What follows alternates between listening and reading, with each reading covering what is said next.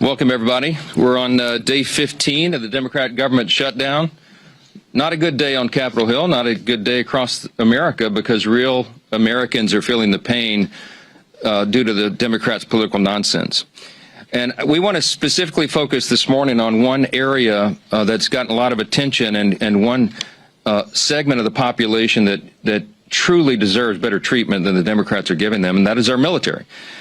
Today, if it weren't for the bold leadership of President Trump helping us to protect our military, everyone needs to understand that 1.3 million active duty service members would be missing a paycheck.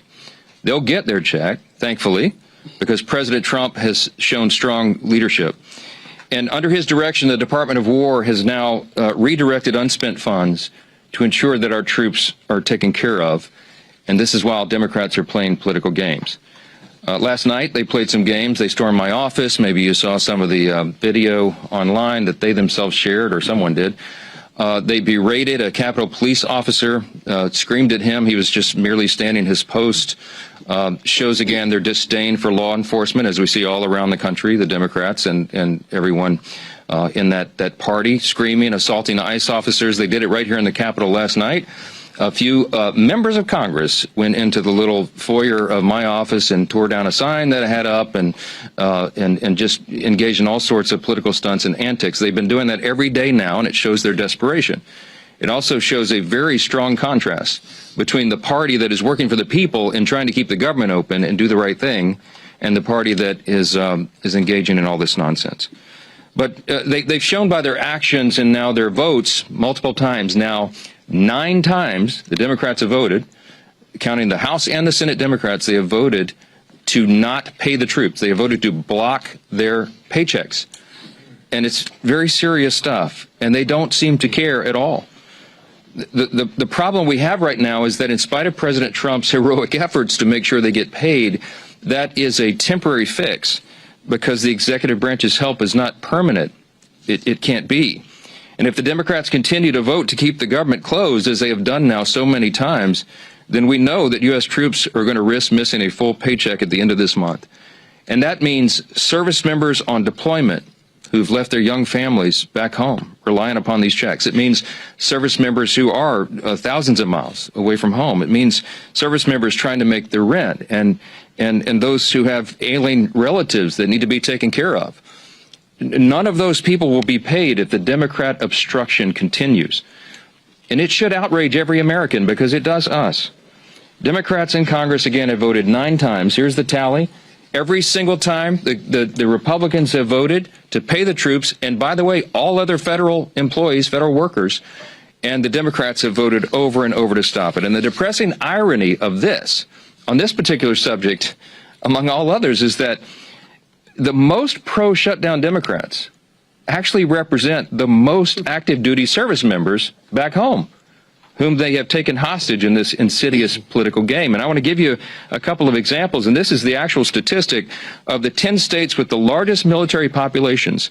6 are represented each by 2 Democrats in the Senate who are withholding the paychecks. Here's the list. In California, it's home to 157,000 active duty personnel, the most in the country. Those stationed at Fort Hunter Liggett and Camp Pendleton and Edwards Air Force Base and Vandenberg Space Force Base and others will all miss a paycheck at the end of the month if Democrat obstruction continues. Now, this is worthy of note. Both California senators, Adam Schiff and Alex Padilla, are gleeful about this government shutdown. They agree with Chuck Schumer when he said very candidly just a few days ago, every day of the shutdown gets better for us. Who's the us? He's talking about Democrats. He thinks this is assisting their party and giving him political cover so he doesn't attract a Marxist challenger in his next Senate reelect. That's what this is about. So he thinks the government shutdown is allowing him to show a fight against President Trump and Republicans, and he is happy about that. And so are Adam Schiff and Alex Padilla, while service members are going without paychecks. Virginia is home to 119,000 active duty personnel. It is the second most in the country. Those stationed at Naval Station Norfolk, Quantico, and Fort A.P. Hill, and others will miss paychecks at the end of this month if this is not resolved. Both Virginia senators Tim Kaine and Mark Warner are playing political games with the paychecks of 119,000 service members. Georgia's home to 65,000 active duty personnel. It's the 6th most in the country. Those stationed at Fort Benning, Fort Stewart, Moody Air Force Base, and others will miss paychecks. And just last week, this is so aggravating to us. It's so frustrating to us. It's so wrong. But we saw service members waiting hours in lines wrapped around the block at Georgia food pantries. And meanwhile, you've got both Georgia senators, John Ossoff and Raphael Warnock, have now voted 8 times against paying those heroes. In Washington, the state of Washington is home to 57,000 active duty personnel. It is the 7th most in the country. And those stationed at Fairchild Air Force Base and Naval Base Kitsap, Joint Base Lewis McChord, and others will miss paychecks. Both Washington senators, Patty Murray and Maria Cantwell, have repeatedly voted against pay for service members in the Evergreen State. Hawaii is home to 43,000 active duty personnel. It is the 8th most in the country. Those stationed at Joint Base Pearl Harbor Hickam, the Schofield Barracks, and others will miss paychecks. And both Hawaii senators, Mazie Hirono and Brian Schatz, have voted against paying soldiers stationed in Hawaii. And by the way, many of them are thousands of miles away from their families. Colorado is home to 35,000 active duty personnel, the 10th most in the country. And those stationed at Fort Carson, Buckley's Space Force Base, Peterson's Space Force Base, and others will miss paychecks. And you guessed it, both Democrat senators are from Colorado. John Hickenlooper and Michael Bennett have voted against paying those troops in their state. And I just want to mention New York. It gets honorable mention. It isn't in the top 10. But the Empire State is home to 17,000 active duty personnel, the 17th most in the country. Those stationed at Fort Drum and Fort Hamilton and others will miss paychecks. And sadly, both New York senators, Kirsten Gillibrand and the architect of the shutdown himself, Chuck Schumer, can barely hide their delight that the government is closed and troops are not being paid. I will just say this. There's something that should be remembered by everyone. Democrats say that even missed paychecks for U.S. troops won't be enough to end this shutdown. The Democrats, who we just demonstrated, represent thousands and thousands of the most heroic men and women on the earth, refuse to put their unserious partisan demands to the side and pay the troops. And here are the indisputable facts of this shutdown. Republicans want to pay the troops, and we have shown that with our actions and our votes now 9 times. And the Democrats want to use them as hostages to extort $1.5 trillion in new unserious partisan spending that we just won't go along with. We won't sell out the long-term security and future of the United States so that Chuck Schumer can prevent a primary challenge from his left wing. We will not be a part of that nonsense. And until Schumer and the left wing of his party are satisfied enough that the pain this shutdown has caused has reached a limit that they're satisfied with, then the Republicans are going to stand here every single day, and we're going to continue to deliver the simple facts directly to the American people. Now, today we brought in some of our House Republican leaders who represent many of these military districts and that are being so deeply and adversely affected by the Democrats' senseless games. And the first up that I'm delighted to introduce is the chairman of our Main Street Caucus in the House Republican Conference, and that is Congressman Mike Flood. Thank you very much. Sure enough. I'll tell you what, the House Republican Main Street Caucus couldn't be more proud of the leadership that we've elected to lead the House of Representatives. We stand united with this team that's remained in Washington to do God's work as we work our way through a very difficult shutdown. Speaking of Main Street, let's talk about what this means. I represent Offutt Air Force Base in Bellevue, Nebraska. We have over 10,000 airmen there. What do? We are in charge of deploying the nuclear triad. Think about that. It's very important work. And today, we have 2,300 of our civilian employees furloughed. We're holding diaper drives. The food pantry is getting stocked with more food. There's uncertainty on that base. The men and women who go to work every day to keep us safe, to provide that strategic deterrent on what could be the world's worst day, don't need this stress. We don't need this stress, especially to satisfy the political future of a New York Senate leader. This could have been avoided. He did the right thing, Mr. Schumer did in March. He's a pro. He knows political calculus. He paid a high price for it, and now people in my district are paying a high price, and it's not right. And by the way, as a country, we're better than this. We are way better than what's happening across our bases. And so to the people at Offutt Air Force Base and every military installation, the Main Street Caucus is here to say thank you for what you do.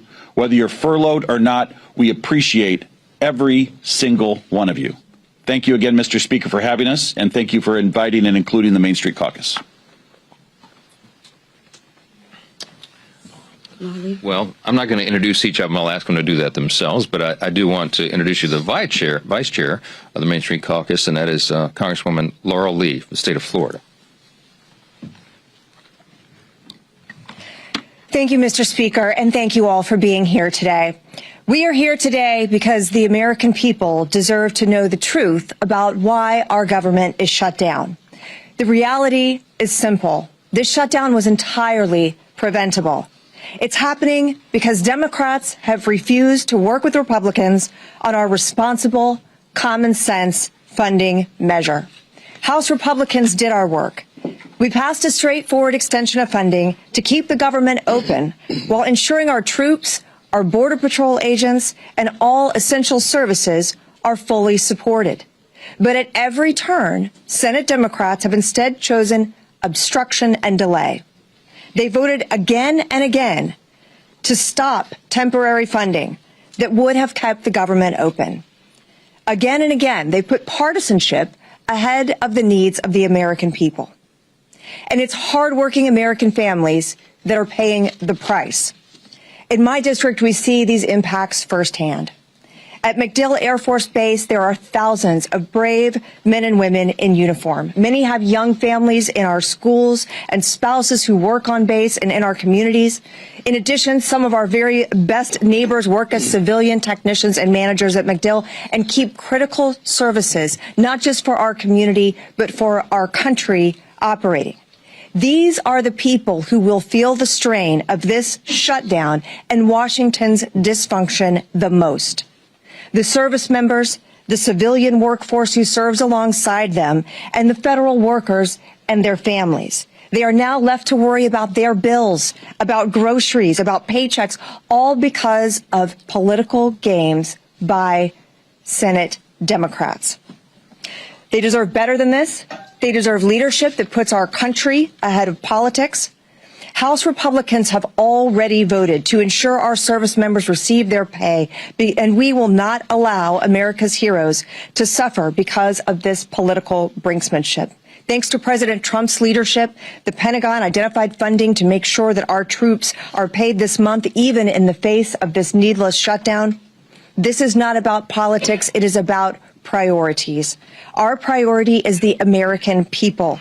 We want to secure our border, to strengthen our military, to restore fiscal sanity to Washington, and ensure that every taxpayer dollar is spent wisely. Senate Democrats have made their priorities clear. They're more interested in protecting wasteful spending and expanding benefits for illegal immigrants than they are in protecting our service members and our hardworking American families. That is unacceptable. To the men and women at MacDill Air Force Base and the families across Florida's 15th Congressional District, and to every American feeling the uncertainty of this shutdown, know this: we are fighting for you. We are fighting to reopen government responsibly, to ensure stability for your families, and to get this country back on track. It's time for Democrats to stop the political games, to stop holding our troops and our federal workers hostage to their agenda, and to join us in putting the American people first. Thank you. And now we have our colleague, Representative LaLota. Good morning, everybody. Fully funding our military is the most important thing our Congress can do. And 15 days into this shutdown, it's time for Chuck Schumer to do what's right and show a fraction of the courage and selflessness our troops display every day. Before I came to Congress, I was a Navy man. I deployed overseas 3 times alongside some of the most selfless and brave Americans our nation has to offer. These men and women serve their nation in hot engine rooms overseas, on dangerous aircraft carrier decks conducting night flight operations, and on island chains ensuring they didn't become a safe haven for terrorists. The sailors I served with risked everything: time away from home, injury to themselves, and even their own lives in defense of our great nation. And I think that kind of courage demands some sort of selflessness as well from our nation's leaders, too. Thankfully, President Trump showed the boldness and decisiveness to ensure that our troops got paid, and they didn't miss today's paycheck. That's welcome news for our families who serve our great country, who, frankly, we don't pay enough as it is. But true pay is just one piece of the puzzle. A prolonged government shutdown endangers America's national security, halting contracts, furloughing half of the Defense Department's civilian workforce, and disrupting intelligence and operations. It weakens our ability to compete with China, Russia, North Korea, and our other adversaries. It delays training, it delays deployments and housing support, and reduces overall readiness. Like Chuck Schumer, I'm a New Yorker, and I'll say this plainly. The next generation of New York Democrats are socialists, like AOC and Zohran Mamdani, and they're dragging their party towards socialism. They want open borders, they want taxpayer-funded health care for illegal immigrants, and they want government-run grocery stores. Just look at the race right now for New York City mayor. Now, I know that socialism doesn't come naturally to Chuck Schumer. It was said before that just back in March, he supported the same clean CR that we're asking him to support today. Back in March, he had a backbone, Chuck Schumer. He stood up to his party's radical base and said he would put the nation before his own political interests. And he took a lot of flack for doing so. And that's why he's changed his course. But we're here today to call on him to do better and to put the country before his own political job. And we're asking that he put the hundreds of thousands of federal workers that rely on a continuing resolution, we're asking him to support that. And we're asking him to put the millions of Americans before his own political future. We New Yorkers, we pride ourselves on being tough. So I'm asking Chuck Schumer to be tough and to stand up to his own party's base. Stand up to AOC and Mamdani. Be brave like our troops. And do your job and reopen our government. Good job. I want to introduce my good friend, also a military veteran, an Air Force, don't hold the Air Force part against him, an Air Force colonel who's doing a hell of a job fighting for his constituents in Iowa, my friend Zach Nunn. Nick, thanks, brothers. Appreciate it. Whenever you can get the Navy and the Air Force on the same target, we're moving in the right direction. Friends, here's the reality right now. This government shutdown does not have to happen. We have a reality before us where 1.5 million troops, both those active duty and those in the Guard and Reserve, are on pins and needles where they're going to be able to feed their family marching forward. I am so proud to be standing with fellow patriots up here, many of them who have served. I'm one of those members who have served not only in combat, but continue to serve in my reserve capacity now. I've already committed my drill this weekend, and speaking with frontline members who are serving in uniform, our brothers and sisters, the sons and daughters of families who have sacrificed to have their child be in the military. They all have the same question. Why is this happening, and what is the mission to be able to stop it? Well, let's be very clear. The House of Representatives has executed its portion of the mission. Fully pay our federal government. The majority of the House, the majority of the Senate, the majority of the American people want this. But the reality is, there's a handful of individuals in the Senate who have put a stop to it.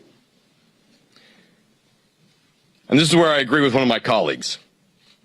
We don't govern by temper tantrum, he said. We'd be hurting millions of Americans, and we'd be treating them as leverage. That was Chuck Schumer in 2018. Another colleague said, this is irresponsible. No, it's reckless. My other colleague, Nancy Pelosi, but that was in 2013. A fellow colleague said it's not normal to hold 800,000 workers, or in this case, over 1 million military members and their paychecks hostage. That was from AOC in 2019. Team, we've heard about the firsthand impacts to individuals. And it goes beyond just America, but what's happening right in our own districts as we look at this. Today, 15,000 National Guardsmen from Iowa were in danger of not being able to decide whether to put a down payment on a new car or being able to put food in the refrigerator. 2,000 of those members are right now deployed on the front lines in U.S. CENTCOM in Iraq. And even more of their families are wondering not only will they be safe, but will they be able to take care of their kiddos back home? So I called them up. And I said, hey, First Class Chase Holmes is a sergeant with our Iowa National Guard. He's currently preparing operations to be able to defend the country overseas. But because of the shutdown, critical joint training between his team and NATO was canceled. We spoke with an Iowa Guardsman and chaplain for the 224th Combat Engineers Battalion, Caleb Whiting. He is leading part of the 1,800 Guardsmen currently deployed to the northern part of Iraq right now. And he told me plainly, we're working, but we don't know if we'll get paid. I'll put my life on the line, but I hope someone's there to take care of my family if my paycheck doesn't come through. These aren't theoretical. These are real people, real impact, real costs. Let's be blunt. The shutdown of the government has only one hostile actor, and there's a few individuals in the Senate who refuse to put the country before the hostage of the 350+ million Americans they've taken. It's unacceptable, and that is why I am grateful that while President Trump is helping lead peace in the Middle East with the men and women who are on the front lines providing it, we have folks at home who need to do the same job and stand up for this country first. Thank you to my colleagues, but most importantly, thank you to all our federal workers, and God bless our troops. With that, I'm thrilled to introduce our leader, a man who's been on the front line of this himself, Mr. Scalise. Thanks, sir. Thank you, Zach, and thank all of my colleagues who you just heard from, many of whom served our nation bravely in our nation's military. I want to say thank you to the over 1 million men and women in uniform who continue to serve right now, despite the uncertainty, that does not need to exist. And why? Because Chuck Schumer is more afraid of the radical leftists in his own party than he is concerned about making sure that those families don't have to wonder about whether or not they're going to be able to put food on the table. Their families, while they're overseas, many of them, are going to be able to put food on the table during this Schumer shutdown. And keep in mind, over 1/3 of all men and women who serve in uniform right now, over 1/3 of them live paycheck to paycheck. That means when Chuck Schumer is voting to deny them pay, many of them will not be able to make their rent payment or their mortgage payment. Many of them will not be able to make their car note payment. And the stress that adds to their lives unnecessarily should not happen, did not need to happen. This House came together. I'm so proud of the men and women I serve with in Congress here in the House where we did our job. Weeks ago, we sent a bill over to the Senate that doesn't resolve all of our differences. People often say, gee whiz, why can't Washington just get together? You know, which side's going to win this thing? It's not about which side wins. It's about stopping the American people from being the losers in Chuck Schumer's fight while we go negotiate our differences. We have big differences we need to negotiate, and the clean CR that we passed over to the Senate does not resolve those differences. It just gives us some more time to have that negotiation. And by the way, that clock is getting sooner every day. November 21st is not extending every day that Chuck Schumer continues this charade that he's playing with the lives of millions of American families. That date is going to get closer every day, where we're not going to have as much time to negotiate our differences. And how big are those differences? Just look at the wish list, the hostage list that Chuck Schumer filed weeks ago, his demands that he said have to be met before he'll even open up the government again. $1.5 trillion in new unrelated spending Chuck Schumer demanded, including, yes, eliminating all the verifications so that illegals will get taxpayer-funded health care. That's in Chuck Schumer's bill. Chuck Schumer guts the $50 billion rural hospital fund to give taxpayer-funded health benefits to illegals in his hostage demands. That's not going to happen. And so when are we going to have a rational conversation? When are Democrats going to actually become serious in this discussion where they say, let's open up the government and start talking about our differences, about how we're going to get this country back on track? And then contrast again, just look at what happened yesterday. Some of us were at the White House at just an amazingly emotional ceremony where President Trump posthumously, unfortunately, issued the Medal of Freedom to Charlie Kirk. And his incredibly brave widow, Erica, was there to receive it on his behalf and gave another emotionally powerful speech. And this comes on the heels of President Trump returning from the Middle East, where he was in Israel, he was in Egypt, working with other world leaders to establish historic Middle East peace. President Trump's been doing all those things, and in the middle of doing all of those things, he had to go find time to figure out creatively a way to pay our troops, even though Chuck Schumer wants to defund our troops. Yes, the party, the Democrats, that were for and continue to be for defunding our police now want to defund our military troops by not paying them, by not opening up the government. And the votes are clear. Nobody has to wonder which side is for shutting down the government, which side is for trying to deny troops their pay. We had yet another vote, the 8th time on the Senate floor yesterday. While we were at the White House, the Senate was having that vote on whether or not to open up the government. And you saw Democrats continued, led by Chuck Schumer, to shut down the government and deny troop pay. It's embarrassing.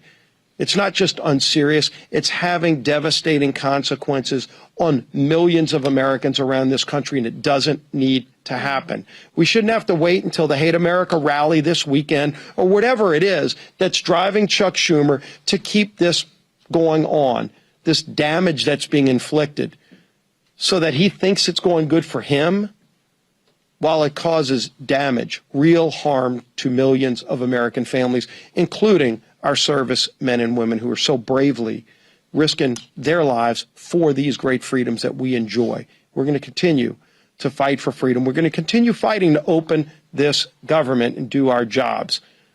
And the whip of our conference is my friend, Tom Emmer.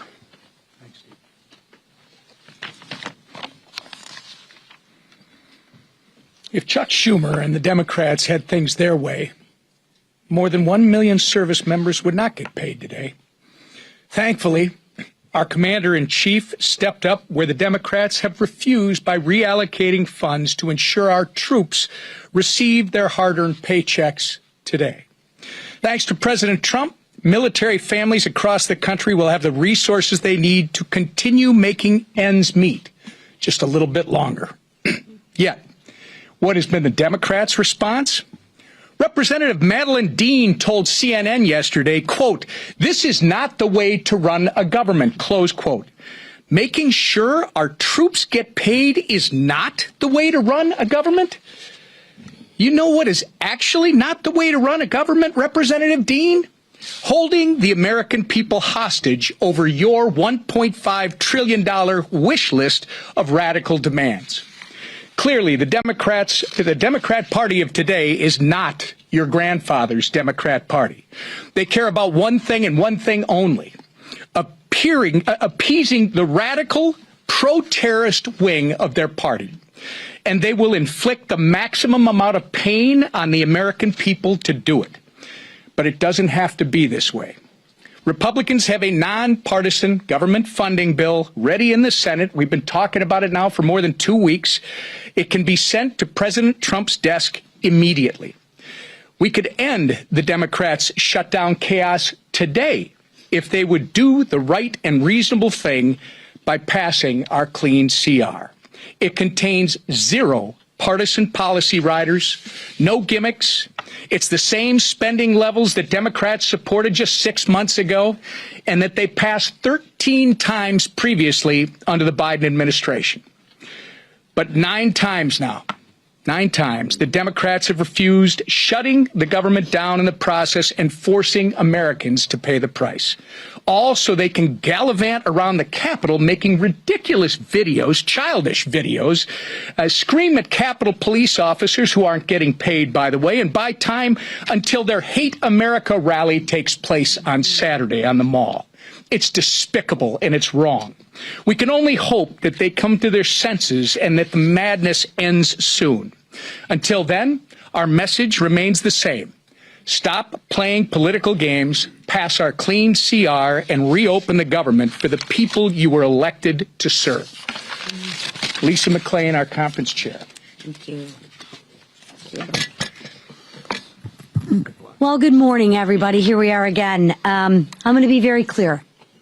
Chuck Schumer wants a dirty deal. I'll say it again. Chuck Schumer wants a dirty deal. One that caters to his radical base. You know, the same crowd planning to protest at their I Hate America rally this weekend. And what is in this so-called deal? Let's take a look at what's in Chuck Schumer's dirty deal. And let me spell it out.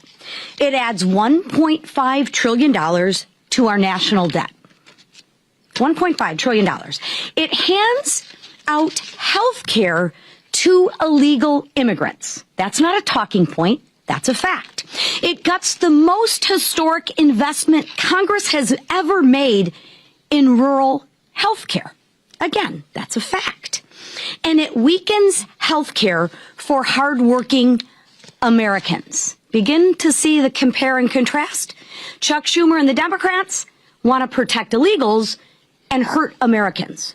Republicans, we actually want to do what we were elected to do, and that's take care of Americans. Yesterday, we released a new white paper on the facts, which are actually crystal clear. So we don't need to do political stunts and storm the speaker's office, and we just have the facts on our side. And notice, when you can't beat us on the facts, you have to go to emotion. And you have to go to political stunts, and that's exactly what the Democrats are doing. First, the Democrats' proposal eliminates a cornerstone investment in rural health care, putting hospitals and small-time clinics deeper in financial debt. That's a $50 billion cut to rural America. Second, states like California have played games with federal tax dollars to give benefits to, you guessed it, not Americans, that's right, illegals. Republicans actually closed that loophole, saving taxpayers $190 billion. Again, note the compare and contrast. The Democrat bill would reopen that loophole, and don't let them deny it. Make them own their votes. Make them own their stance. Let me remind you, every single Democrat on the 2020 presidential debate stage raised their hand and said taxpayers should pay for health care for illegals. Every single Democrat. So why are they denying it now? Because they know it's not popular with Americans, right? They are on the record wanting health care for illegals. Own it, Democrats! Say it loud. Say it proud. You want to put illegals over Americans. Just own it. I'm going to say it again. They are on the record wanting health care for illegals, and their dirty deal that they lay out in black and white.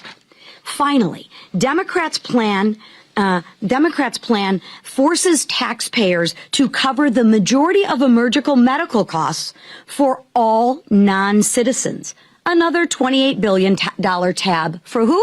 You guessed it, the American people. So here's the bottom line. The Democrats' proposal would force taxpayers to fund $119 billion in waste, fraud, and abuse. Yes, that's right. The Democrats advocate for waste, fraud, and abuse. Why? Because it's not their money, it's your hard-earned money, including benefits for people that are here illegally. That weakens health care for Americans. It also defunds rural health care. Again, that weakens health care for who? That's right, it weakens health care for Americans. It is absolutely outrageous. So here's my message to Democrats. Tell all of your radical base you're done taking orders. Tell them you're putting America first. Drop the demands, reopen the government, pass the House bill, and let's get back to work for the American people. Thank you. All right, a few questions. Yes. A judge in Florida issued a ruling against Corey Mills for threatening, harassing behavior from an ex-girlfriend, and according to these court documents, he also instructed a congressional staffer to reach out to her after that initial temporary restraining order was out. Do you think this is an ethical violation, and do you think any disciplinary action is warranted? I have not heard or looked into any of the details of that. I've been a little busy. We have a House Ethics Committee. If it warrants that, I'm sure they'll look into that. Yeah. It's been reported for a while. Corey Mills was accused of beating a girlfriend in his D.C. apartment. He was accused of stolen valor by the people that he claimed to have saved on the battlefield that have been on the record said he did not save them. I mean, this has been happening since the beginning of the year. Are you concerned about these allegations against Corey Mills? Look, you have to ask Representative Mills about that. I mean, he's been a faithful colleague here. I know his work on the Hill. I mean, I don't know all the details of all the individual allegations and what he's doing in his outside life. You have to ask him about that. Let's talk about things that are really serious. Background. Go ahead, Scott. Thanks, Yeah. Mr. Speaker. OMB put out a memo saying that they're going to batten down the hatches and ride out the shutdown. But, as you pointed out, they're going to pay the troops, as well as they said pay law enforcement. Should law enforcement include Capitol Police, who protect you, your family, Mr. Scalise, the whip, as well as the Capitol building in general? Yeah, we've always stood with Capitol Police and law enforcement, and we've shown that in word and deed. And I can tell you that I was with the president for a couple of hours in the Oval Office last night. I spoke with Russ Vought in the Rose Garden before the Charlie Kirk service. They are, what's the right word, forlorn about this. No one on the Republican side is taking any pleasure in this scenario. Yes, we're always for reducing the size and scope of the government and all of that, but this is not the way to go about it. We don't shut the government down, turn off the funding streams, and then require all these cuts like this. So what they're doing is they're having to triage federal spending, as you know, because anybody, as we've said, any person who's in the White House, regardless of party, and their director of OMB, is given this unfortunate reluctant task. They have to figure out and triage what are the most essential services personnel policies and what are not. They're going to look at that through a partisan lens, but when they look through it through that lens, I mean, we're looking at it right now as conservative Republicans, the White House, that's who serves in the White House right now. If Joe Biden or Kamala Harris or a Democrat were there, they would look at it with a totally different set of lenses. But I can tell you that when we look at that, we prioritize troops and law enforcement, absolutely. So if there is a mechanism to do that, they will find it and they will fund it. The reason, the way they were able to get the troops paid for this paycheck, and as I said, this is not an enduring solution because we will run out of the funds, but there were some unspent funds in effectively R&D accounts in defense. They moved that over to prioritize payment of those who are putting their lives on the line today and who have families in serious situations. That money will be replaced, as has been explained by the White House, after the funding gets going again. If we can find a similar mechanism to take care of Capitol Police, of course they'll do that, but that's in a separate branch, so a different determination. Yes, sir. Mr. Speaker, this is day 15 of the shutdown now, and Leader Scalise just kind of addressed this, that the 7-week bill that you guys passed before, you guys have already lost 2 weeks of that. Is there a point in the future where you decide to put either another clean continuing resolution on the floor, like in the next couple of weeks, or why not just put some of your appropriation bills that have passed out of committee on the floor during the shutdown? Our appropriators have been hard at work, even during the shutdown. They had, remember in the House, we passed all 12 separate appropriations bills through committee, 3 off the floors. There's 9 left. They've been working to put those together and prepare them for action. And whether or not they're all collected here in D.C. or they're working individually at home as a group, you know, we have lots of means of communication right now. So the appropriators are working not just among colleagues in the chamber, but chamber to chamber. So it's a bipartisan discussion that's been going on. As I mentioned several days back, I even spoke myself with Patty Murray, who's the lead on appropriations in the Senate, Democrat side. So that work has been going on. With regard to the timeline of the CR, it would do us no good to pass yet another CR out of the House because it will meet the same fate. Chuck Schumer and the Senate Democrats want to close the government down. They are gleeful about this. They are happy that troops are suffering all this pain, apparently, because they've just voted now 9 times collectively. Democrats in Congress have voted 9 times to block the pay of troops and Capitol Police and all the federal employees and, by extension, all the civilian contractors and everybody else. So we would just be going through an exercise in political futility to pass another CR. It is ironic that the 7 weeks on the clean CR that we passed, September 19th, was a date that was determined by Republicans and Democrats in the House. The appropriators determined together that that should be the length of the CR, and they stipulated together that it should be clean. The Democrats at the time said, please don't put any Republican priorities on that so that we can all do this in good faith. And we didn't. We put a clean CR, and still they voted no. Why? Because their leadership, Hakeem Jeffries and Chuck Schumer, told them they had to. So I think appropriators want to get back to work. I know every House Republican does, but we've got to get the lights turned back on, and Chuck Schumer and the Democrats need to vote to do that so we can get back to regular legislative sessions. Yes, ma'am. Last question. Just to follow up, though. So the Senate is actually trying to advance some appropriations bills. Are you saying that if your appropriators get some bills ready for the floor, you'll bring them back? Bring the chamber back, even if the CR isn't passed? Leader Thune is trying to advance the defense approach bill today. We'll see how that turns out. My suspicion is the Democrats are going to play their same political games and stop that cold. I hope I'm surprised by that. But we'll see. We're on a 48-hour return notice for House Republicans and the House itself. Dependent upon action in the Senate, we can get all this moving again, and we can get back to all the regular order and all the things that are stacking up on our plates. It is ironic that even though Democrats decided upon the end date, the 7 weeks to go to November 21, it is the Democrat leadership that is eating up the clock. And they are doing great harm to the American people, not just by suspending services, vital services and paychecks, but also because of the backlog of work that the Congress has to get done. And we cannot do it while hardworking Americans are suffering because of these antics, and that's why we're demanding, insisting that they get it open. I'll leave you with this. You've heard the word contrast here a number of times today. I'm so grateful for these Main Street Caucus leaders who came in to help us articulate this contrast. I'll just say this again. You have 2 parties on a split screen right now.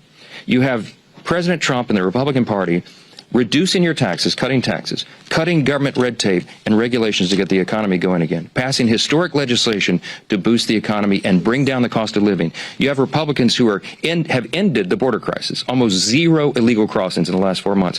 You have Republicans who are working to end the crime crisis and support law enforcement and ICE officers and all those who are wearing that badge and putting their lives on the line and supporting our troops, as we've talked about today. You have Republicans who are ending fraud, waste, and abuse in government and making government work more efficiently and effectively for the people. And you have President Trump and the White House and his administration ending conflicts that are killing millions of people around the world. What have Democrats accomplished in the last 9 months? A government shutdown. I mean, the contrast between these parties could not be any more stark. And I encourage you to watch. We call it the Hate America rally that will happen Saturday. Let's see who shows up for that. I bet you see pro-Hamas supporters. I bet you see Antifa types. I bet you see the Marxists in full display, the people who don't want to stand and defend the foundational truths of this republic. And we do. And that's what we're here doing every single day. And we'll continue to come in every morning and tell the American people the plain and simple facts, because the facts are going to win the day here. The American people are not stupid. They see what's going on, and they know who's to blame.